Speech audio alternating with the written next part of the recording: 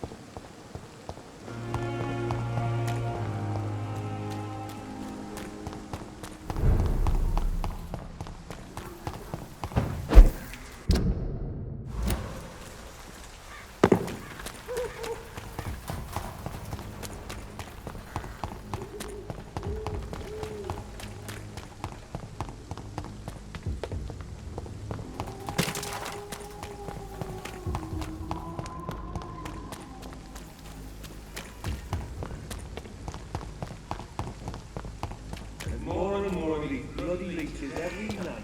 Aye.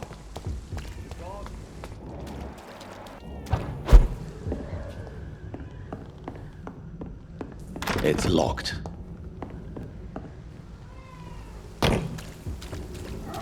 It's locked, all right.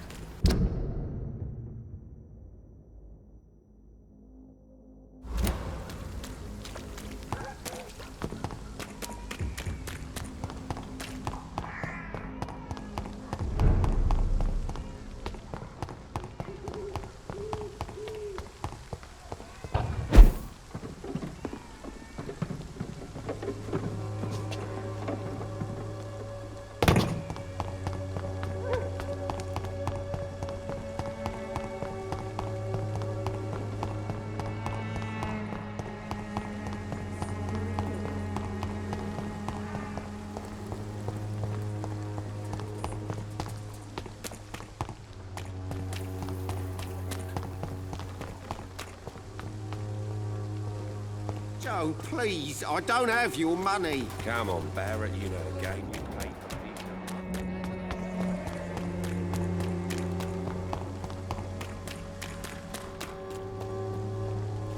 He's mine!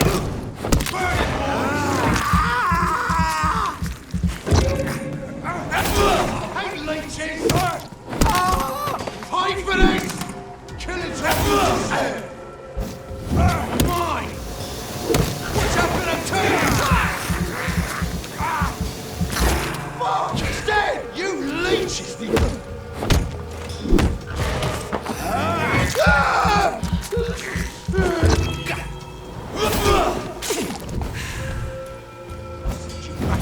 bloody crime!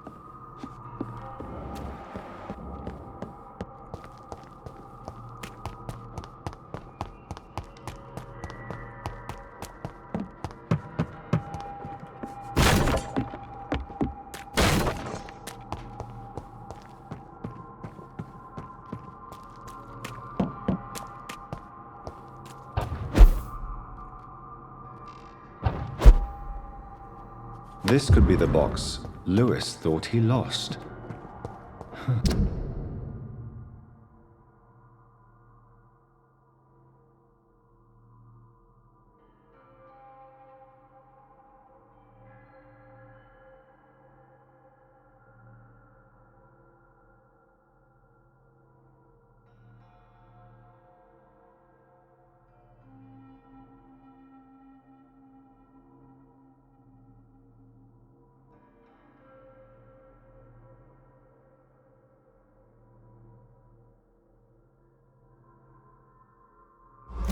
A love letter from Joe Peterson's wife, addressed to Barrett Lewis.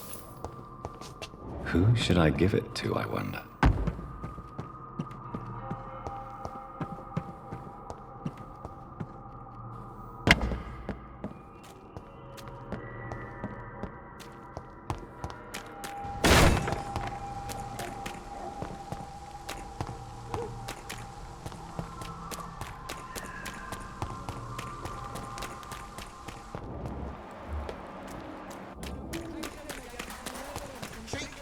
Good quality. You again? Come on, take What do you want this time? I think the documents in this box could be of some interest to you. Really? Where'd you get it? I found it in an abandoned building nearby. I thought you might want to keep these letters. Let me see. Letters about my boy. Thank you, sir. You do not appear surprised or pained by this. Surprised about what? Harry's my son, I'm his father, and that's all there is to know, don't you think? Yes, I suppose you're right. Here's a little something for your trouble. And to remind you to keep your mouth shut about all this.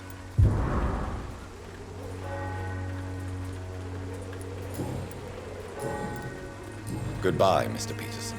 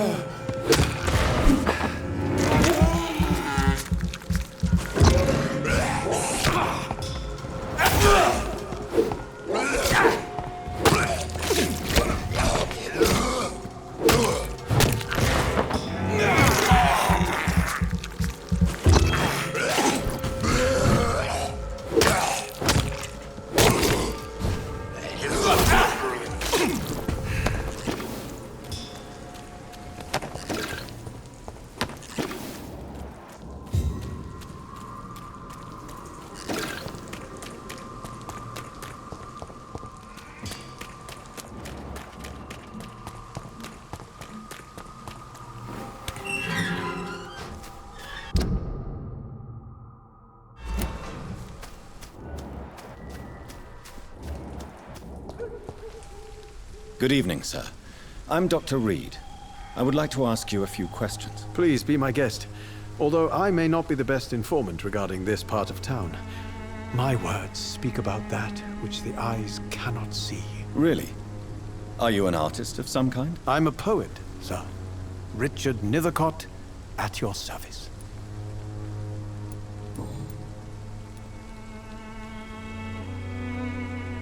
Tell me, Mr. Nethercott, why seek inspiration in Whitechapel? The place is not beautiful per se, but how to explain it? Stirring and challenging. Do you not think it a little morbid? On the contrary, sir. Whitechapel is full of life, full of beauty. Just like my dear muse, the wonderful Camellia. What can you tell me about Camellia? Not much, and that's the beauty of it. She can't speak, you know. She's a locked mystery who exhales kindness and sweetness. And have you ever tried to learn more about her? Where she lives? How she survives? Whom she may know? Maybe I prefer she remains an enigma. Reality can be so dull, don't you think? Perhaps you're just afraid to find out the truth about your muse. One day, perhaps, I'll ask her to come with me. But will she still be my wild flower of Whitechapel if she moves uptown? In what way, exactly? The struggle by gaslight, the barren smiles and the added hunger under the rain. If you say so. Such vibrant antagonism and vivid paradox, the stripped humanity raged across each street. Vivid, of course, yes. And what about the poignant distress? Oh yes, the poignant distress. You see what I mean, don't you? That's what I want to write about, and that's what Whitechapel is made of.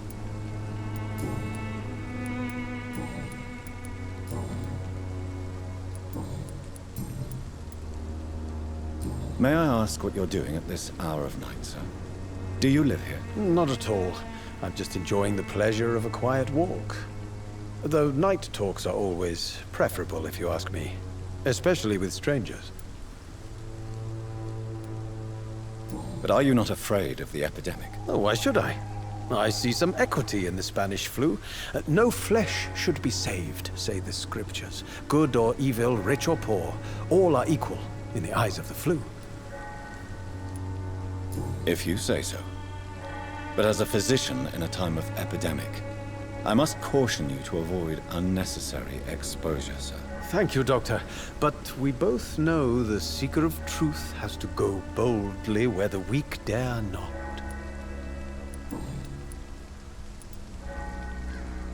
What are your thoughts on the terrible situation in this city? Terrible, you say? No. Of course, the death of so many innocents is a tragedy. But the scourge has not been all bad for the city. Oh, no, sir. What are you talking about? Do you remember London before the flu? Noisy, cacophonic, quiet nowhere to be found. And now, listen to this oddly peaceful silence.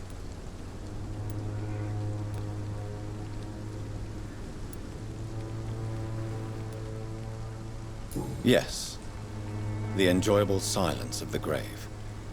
You have a unique perspective on the situation, I must admit. Most people fail to understand my perspective. I don't blame them.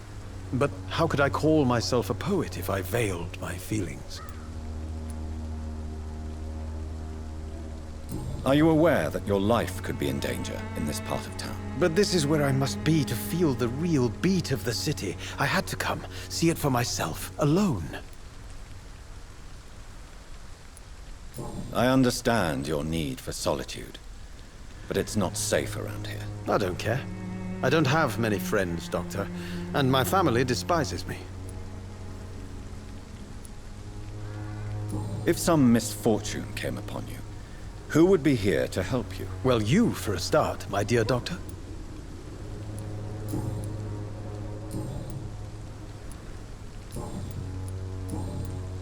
I'll leave you alone, sir.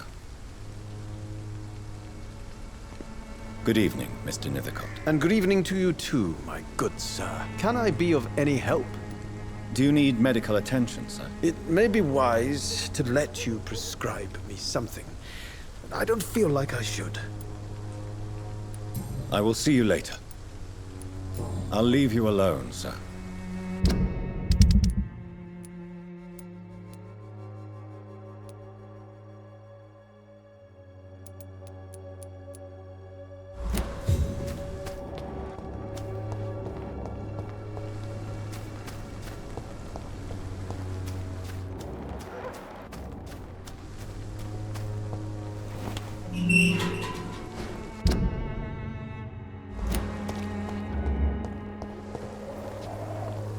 Good evening, miss.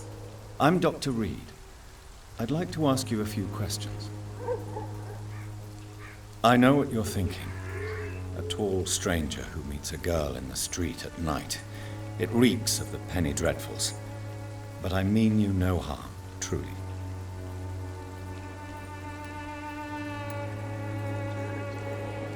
Tell me about Richard Nethercott. I understand he is quite fond of you, Camellia.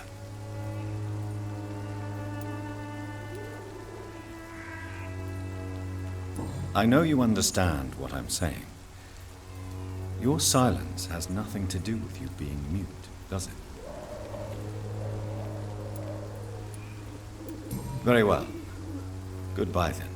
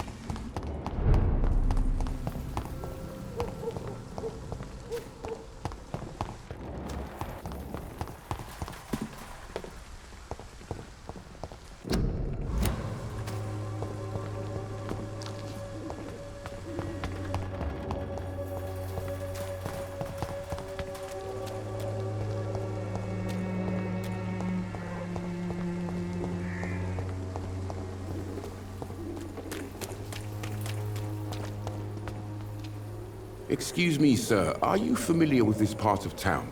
Name's Clayton Darby, reporter. Sorry, I'm new to Whitechapel. But perhaps you could help me since you're a journalist. My name is Jonathan Reed. Dr. Reed, the famous surgeon. I'll gladly help if I'm able, sir.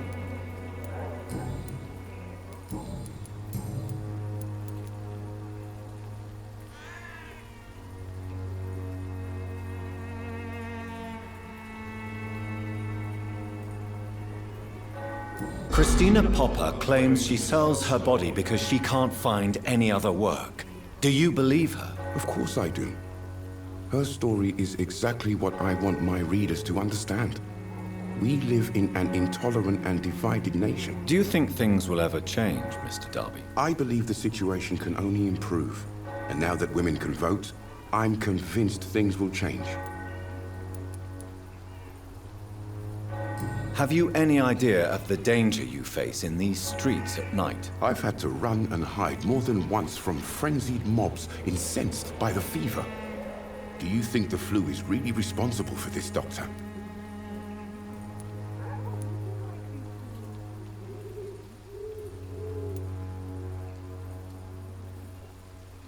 I'm convinced there is more at work here than a simple epidemic. Really?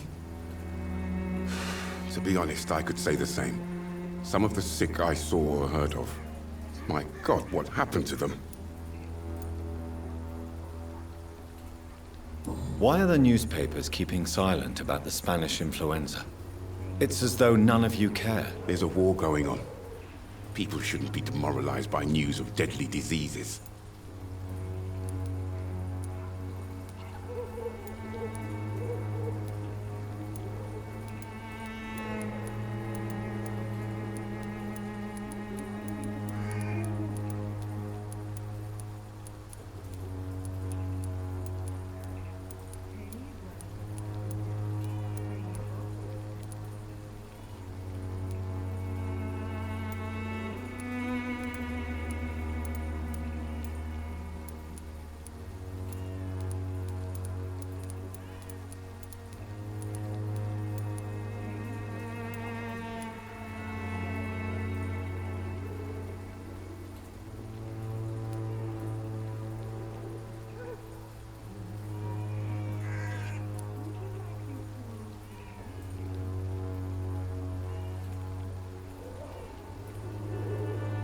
I served in France.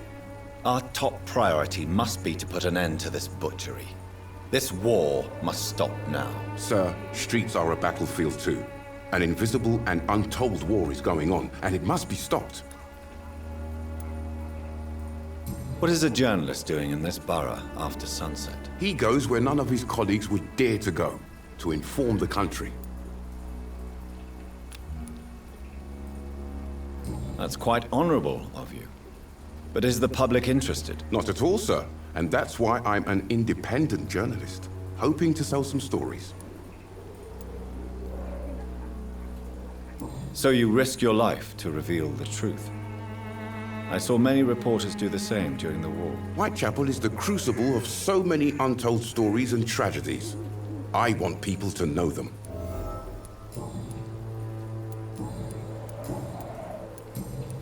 Goodbye, Mr. Darby. Farewell.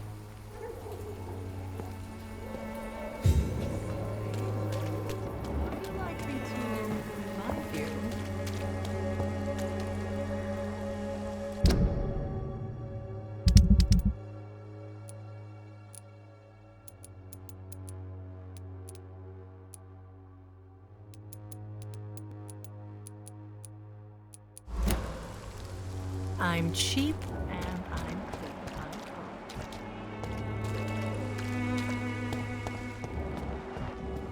Pay me in Latin.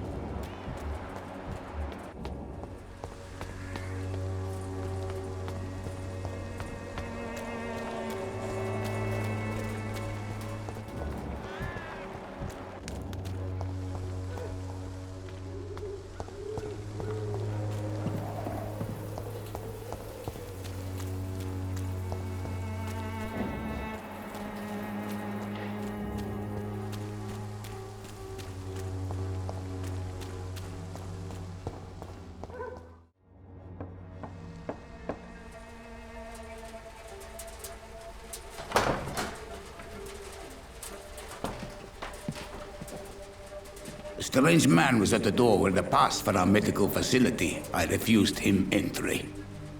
Darius, how could you know he didn't need our help? His clothes were too finely tailored to be from Whitechapel. Perhaps just a friend of that stray poet who is always about. Richard Nethercott? No, not of the same cloth, this man. I suspect some machination from that journalist. Clayton Darby. Is he still asking questions? Yes. I saw him drifting around St. Mary's Church. I swear he is tracking me just downwind.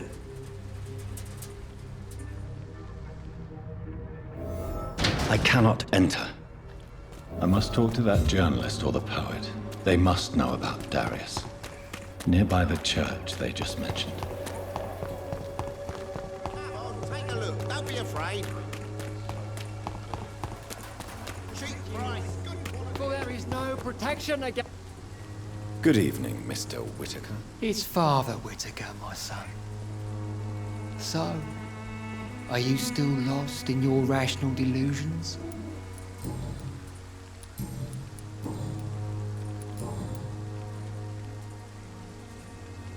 I have heard enough for tonight. Goodbye.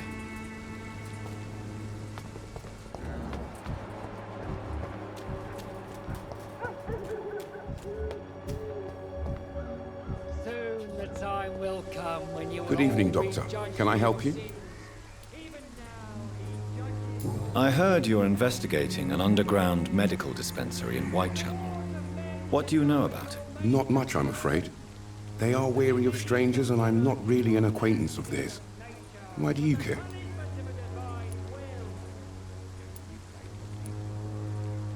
I'm a doctor, Mr. Darby.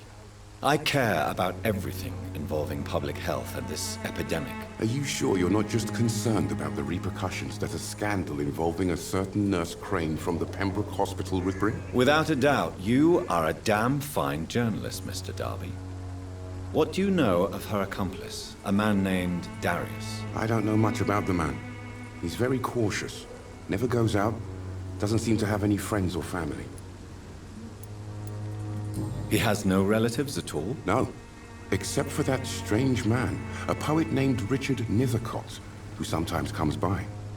Darius would never let him in. Where can I find this Mr. Nethercott? He spends most of his time lurking around Whitechapel, talking to himself or declaring verses. These days, you can usually find him behind the church. He never goes out? No. A few days ago, he unexpectedly did. I followed him, but it was just a ruse to keep me away from his house. Really? How do you know? He went to the nearest mailbox, but just before posting his letter, he ripped it up and threw it away. Goodbye, Mr. Darby. Farewell.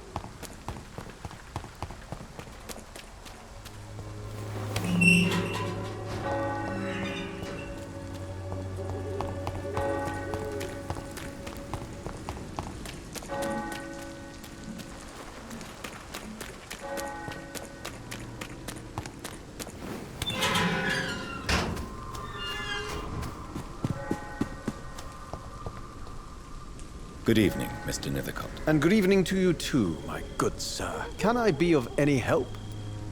May I ask you a few questions about the district? Extraordinary part of town, is it not? I'll be glad to help you, if I can. I'm looking for Dorothy Crane, a nurse who lives in this vicinity. Dorothy Crane. Oh, I love the name. The Crane of Whitechapel. Sounds very mysterious. But, sorry, no, never heard of her. What can you tell me about an old man called Darius? Darius Petrescu? Yes, I know him. At first, I thought he was only a small publisher. I invited him to publish my work, but his reaction was pretty clear. Not interested in your talent? Darius is an old political activist who takes delight in printing tracts and lampoons. Those communist activities only require mediocre writing skills.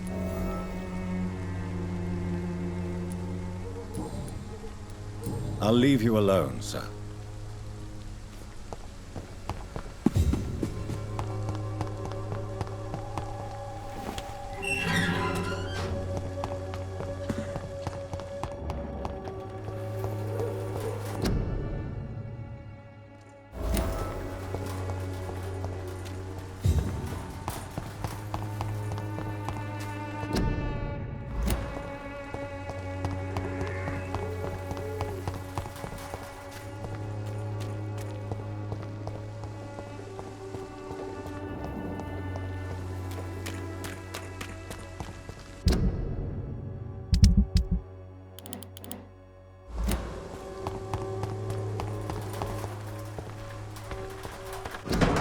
The content of Darius' letter.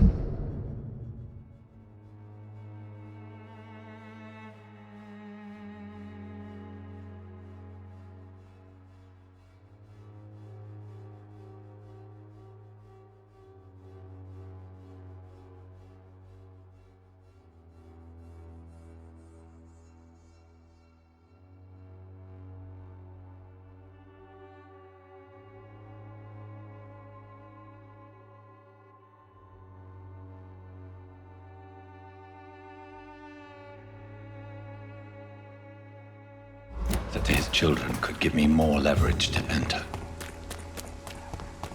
Darius is a bit less of a mystery now. It should not be that difficult to incite him to let me in.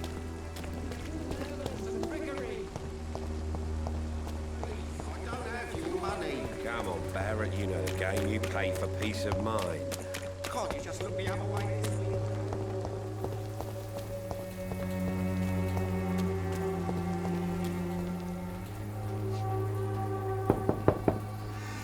Mr. Petrescu, just 1 minute, please. You again? Go away. Sir, wait. Stop this nonsense. I know Nurse Crane is here.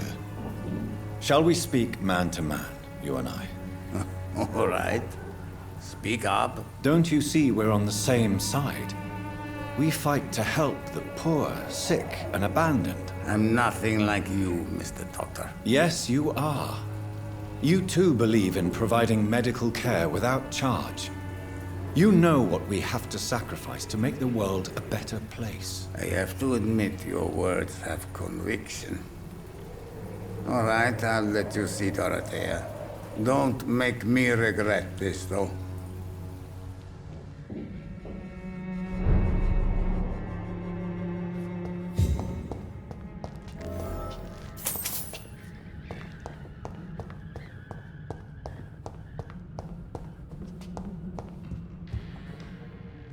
If you want to talk to Dorothea, you must go across the courtyard and take the stairs. We've not been formally introduced.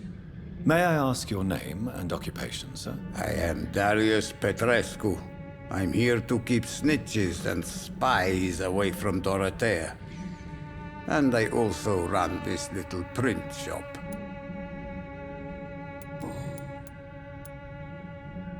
How did you meet Nurse Crane, Darius? Why does she trust you? I'm her oldest friend in England.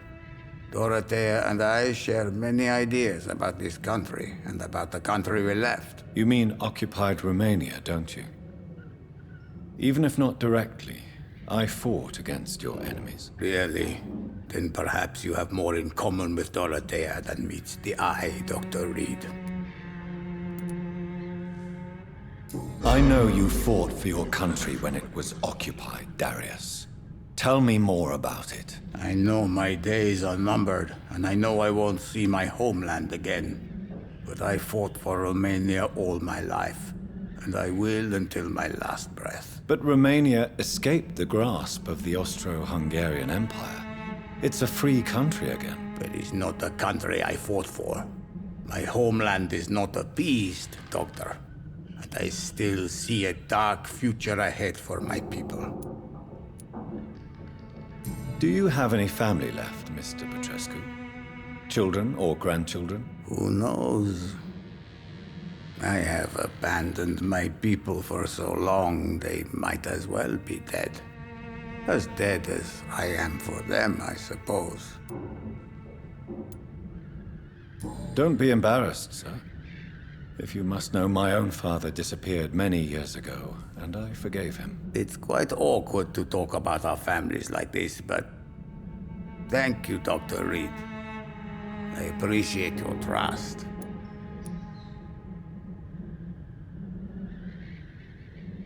This war won't last forever. Did you ever think of returning to your country now it's free? No. I have taught strength and determination to my sons and daughters. I'm an old, dying man who only has memories of better times to cherish.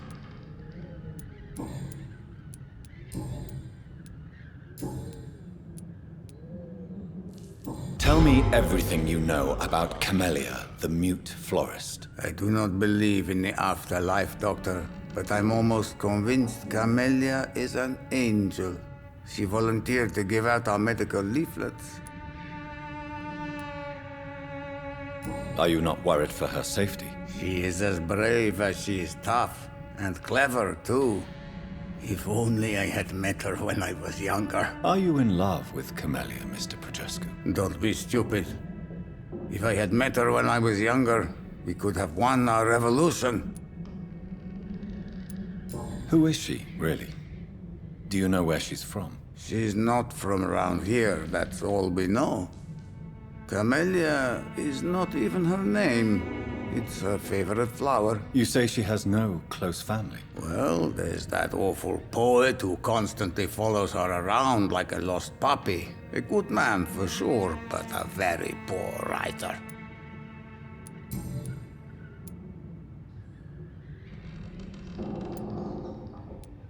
So Dorothy's real name is not Crane? Like myself and many people in this area. Dorothea is from occupied Romania. That's all you need to know.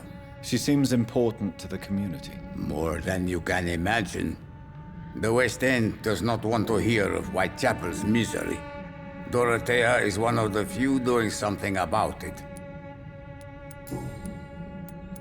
Goodbye, Mr. Petrescu. Yes? Do you need some help, Mr. Petrescu? I am very tired, but that is all. I don't need you, Doctor. Well, I think you do. Take this, and you'll feel better. Free drugs from an English doctor? It must be my lucky day. Goodbye, Mr. Petrescu.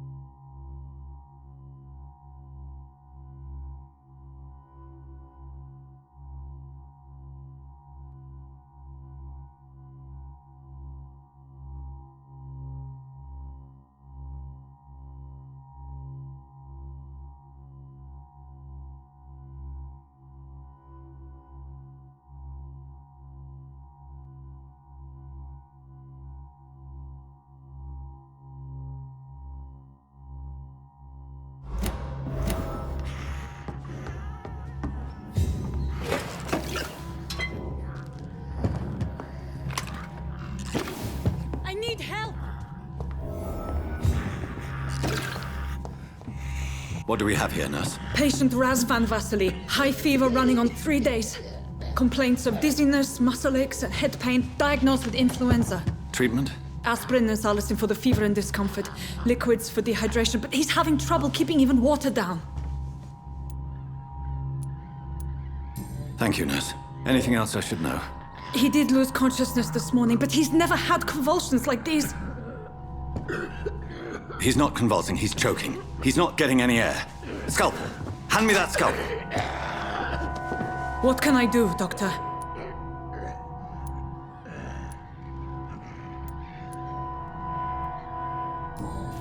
It's too dangerous to operate with these convulsions. Sedative, nurse. Do we have any anesthetics? I'm sorry, Doctor. None at all.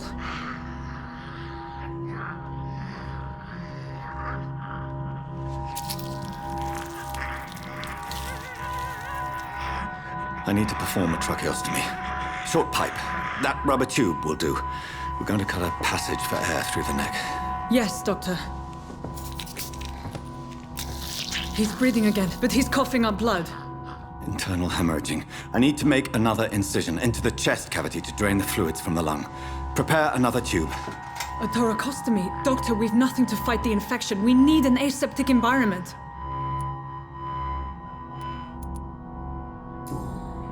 Right then, Nurse Crane. What do you suggest we do? I've no idea. I'm not the doctor. Time is of the essence. We need to perform a thoracic drain. Yes, Doctor.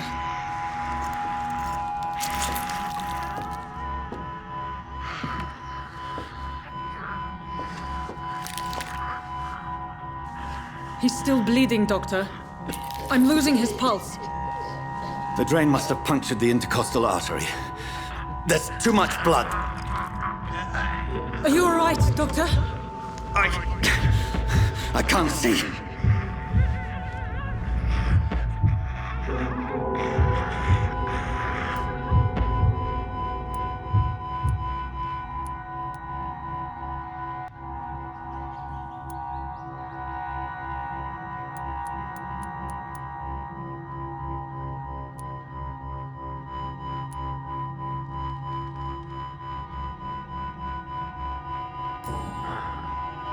I must first suture the artery. Find the wound.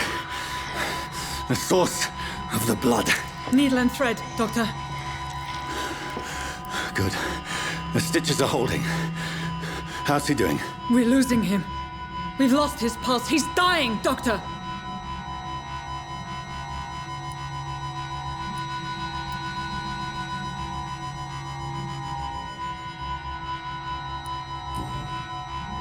Cardiac massage, now. Cardiac... What? Are you making this up as you go along?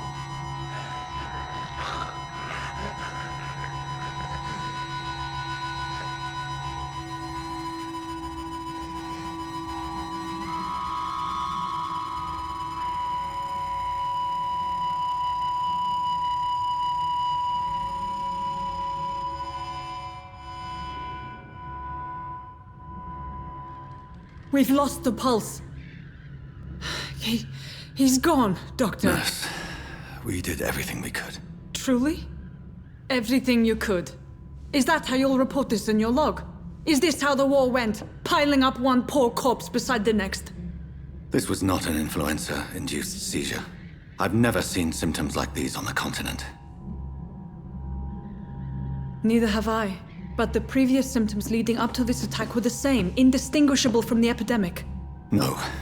There was something more vile in these reactions. Something primitive. There have been numerous reports of mental breakdowns caused by the fever that accompanies the flu itself, Doctor. Yes, but... I'd best take some samples of the blood for analysis.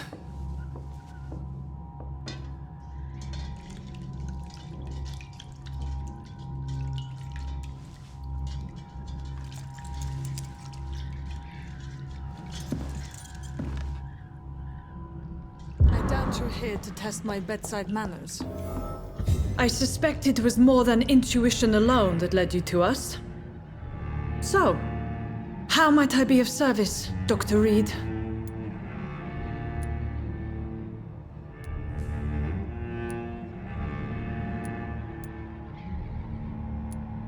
I've come to put an end to this insufferable blackmailing, Dorothy. Doctor, you think your warnings scare me? I've stolen and plied, blackmailed and lied, but what else am I to do? I'm all these people have.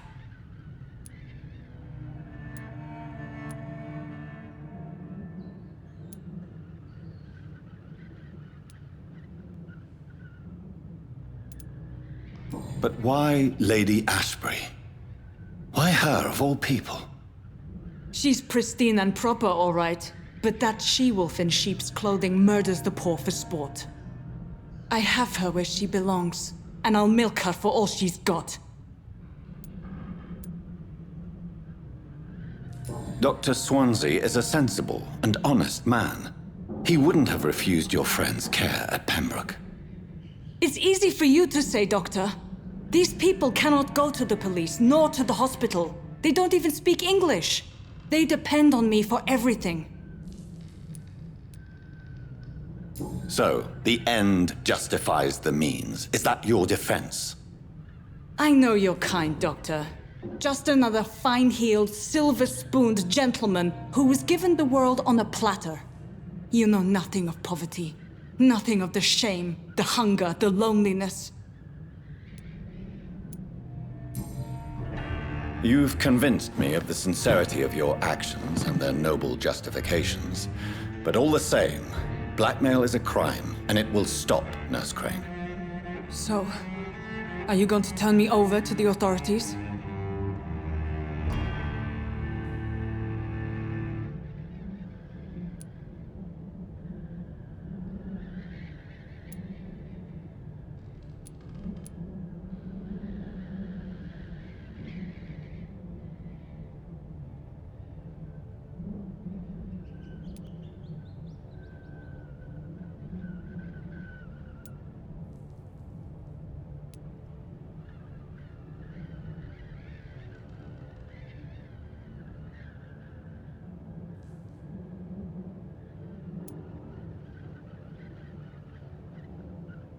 Listen very carefully, Dorothy. You will erase from your memory everything you pretend to know about Lady Ashbury and Pembroke Hospital. Let that rich bitch off the hook over my dead Nurse body. Crane, enough. Listen as if your life depended on every word. I know you've a generous heart who gives freely to those in need, but you shall walk away from the shadier streets of your business. I will never abandon... Dorothy, the discussion has come to a close. Your clandestine activities in the Resistance are over. Let it go. I'll let it go. Yes. All gone.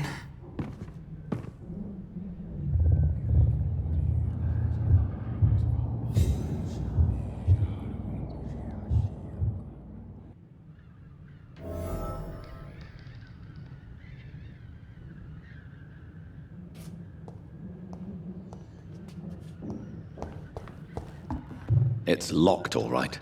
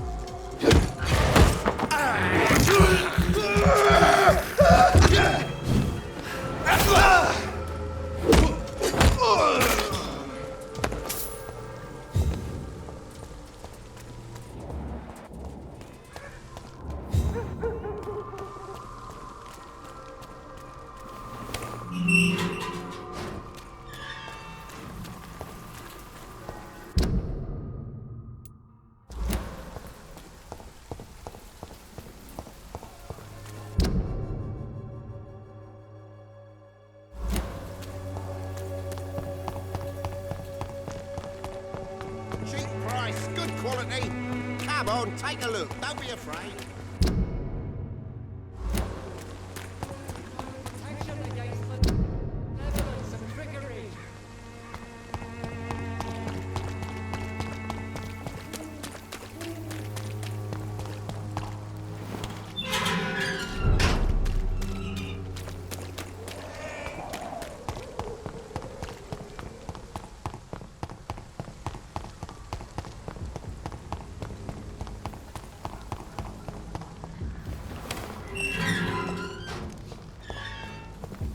Human blood.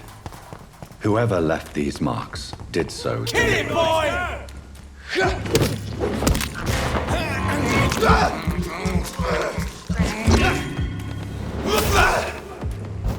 Burn it, boy! Stay alive!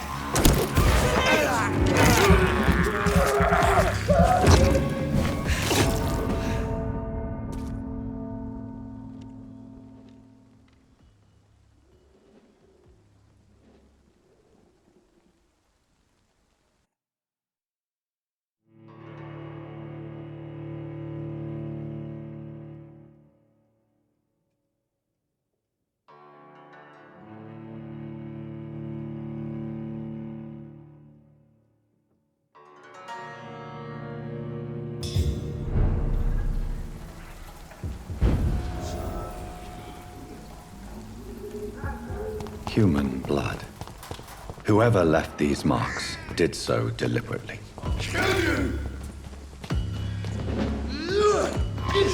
Crush the leech, boys!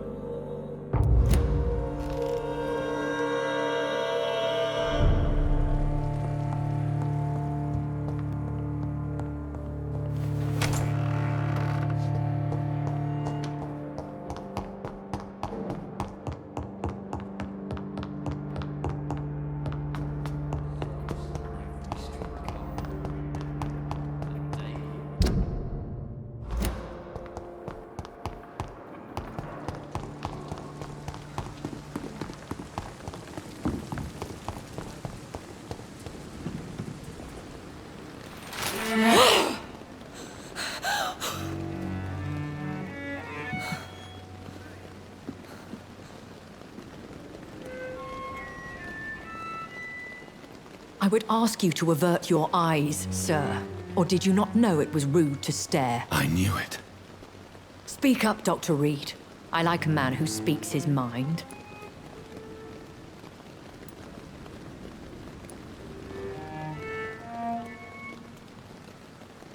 Hiding your true appetites behind a facade of compassion. Bravo. Very clever indeed. Spare me your sarcasm, Jonathan. You are but newly born in this world.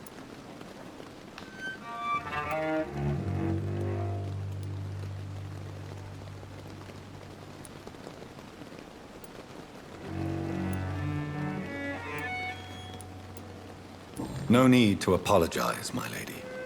I know exactly what you endure. The situation is somewhat awkward nonetheless. I have not been observed sustaining myself for many decades. I have to say I'm a trifle embarrassed. Anyway, I have concluded my inquiries concerning your blackmailer. I see. Please excuse my agitated state. Under normal circumstances, I wouldn't let anyone see me in this condition. The case is closed, your ladyship. The person who took advantage of you has, shall we say, seen the error of her ways. So who was it? My lady, the blackmailer was dealt with using the utmost discretion. The culprit's identity is of no relevance. Thank you, Jonathan. That is exactly what I needed from you. You have proven your loyalty, so, as a friend, please accept this small token of my appreciation. Thank you, my lady. If you have an inclination to learn more about vampires or your current situation, I will be glad to aid you in your quest for knowledge.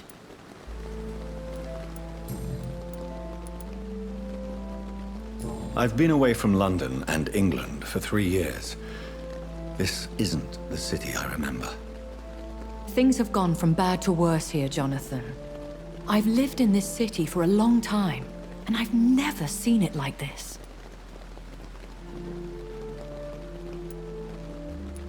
What is it you fear? Fear has long since flown this form. But there is something malevolent circling us. I feel fear is merely waiting in the wings. What is it you fear? Fear has long since flown this form. But there is something malevolent circling us. I feel fear is merely waiting in the wings. The Spanish flu has hit London that bad? Yes, but it's not just that. I've heard things. Things I've not heard for a very, very long time. There are whispers in the shadows. Something far worse than the Spanish flu is here in the city. Are there many vampires here in London? Immortals are of a rare breed, and we often tend to hide. But you may occasionally meet some of us at night. Do you know any of them? Have you an idea of the identity of the vampire who attacked me? You mean your maker? No, Jonathan, I have no clue. But I fear he or she is as careless as cruel. To let you discover your new condition by yourself. What do you mean? Every now and then, you may discover an immortal in the deep of the night. But we are a rare and reclusive breed. Our progeny is almost never accidental. Will they all be as affable as you, my lady? I do not see why not. But remember, even the shark smiles before he bites. That sounds like a lesson from experience. Vampire politics are as intricate and sometimes tedious as a game of chess in a gentleman's club. I've learned from experience it is best to decline to play. When I awoke, changed, I was chased and attacked by vampire hunters. Prepared and well-trained. Though I can't be certain, more than likely it was the once glorious Guard of Priwen. Once glorious, but still dangerous. They have seen better days, but all fanatics are dangerous. You would be wise to stay clear. They are sworn to destroy our kind. You make them sound like some sort of cult. More a society. And like all the best ones, a secret society. I thought them almost gone, but it seemed they have been recruiting.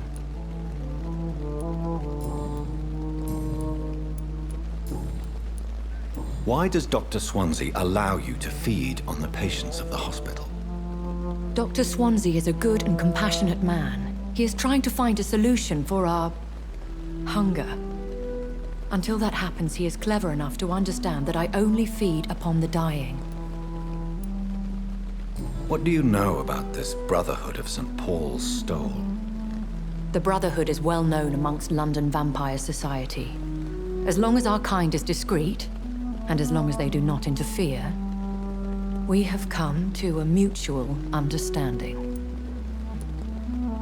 And no one suspected you of the murders? As you well know, suspicion has recently fallen on me of killing for pleasure.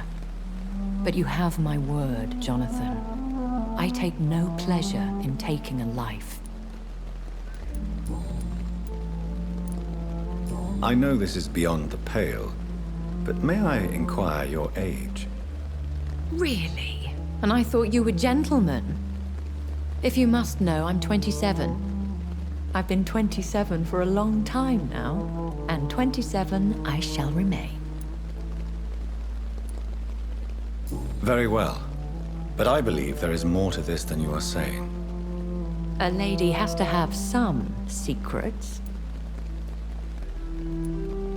And who bestowed upon you this eternal youth? My maker. He left this isle a long time ago.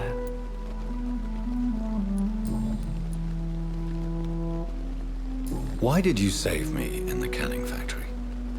I could hardly stand by and watch such a promising young blood as yourself be torn to shreds by some gutter scowl. William Bishop wasn't the vampire that created me then? No, Jonathan.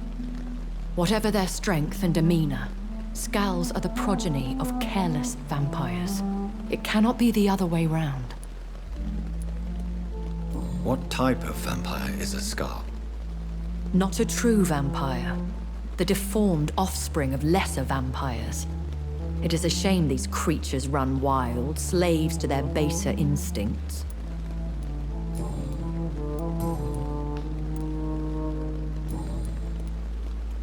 I've been hearing a voice talking in my head. Is this some kind of insanity? It feels like the voice of the vampire that created me. Hush. Tell no one this. It would be unwise to talk of such things amongst British immortals. Speak no more of your maker. How could this cause offense? Only the powerful immortals can mentally call to their progeny. No vampire or hunter will sleep easy, knowing that an unidentified elder is stalking the streets of London. Excuse my forwardness, but... are you my maker? Me? Goodness, no.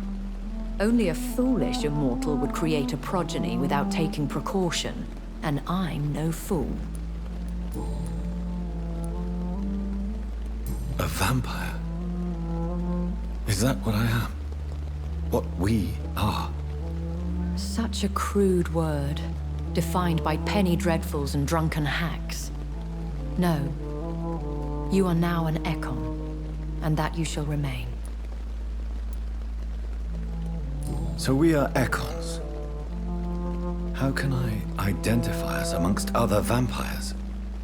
How to put it? All Ekon are vampires. But all vampires are not Ekon. We are but a branch of the immortal tree. Are you an Ekon too? Yes, I am. We are the closest thing to what man refers to as vampires. Forget what you think you know about us.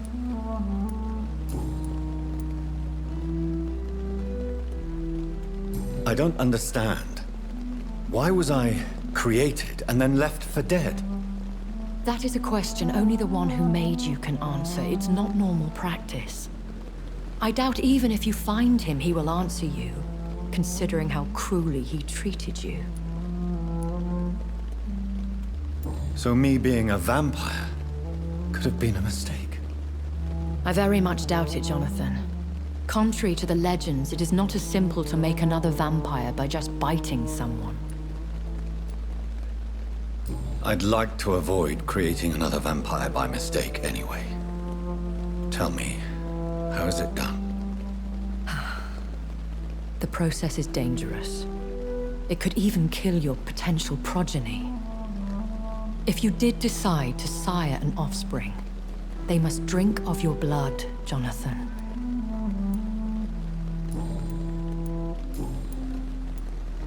I bid you farewell, for now, my lady.